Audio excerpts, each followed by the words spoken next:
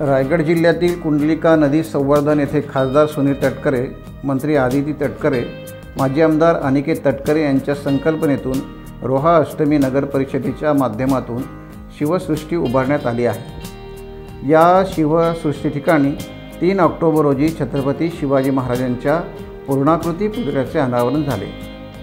हा पहिला टप्पा पूर्ण करण्यात आला। आता 3,23,00,000 रुपये खर्च करून शिवनेरी, प्रतापगड, रायगड व सिंधुदुर्ग या किल्ल्याच्या प्रतिकृती साकारलेले शिवसृष्टीचे स्वरूप पाहायला मिळणार आहे।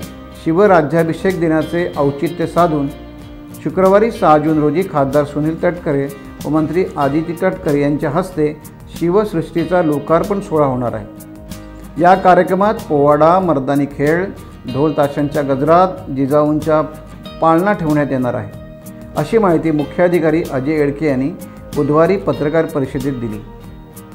टाइम्स डिजिटलला लाईक करा, शेअर करा, सबस्क्राइब करा आणि बेल आयकॉन दाबायला विसरू नका।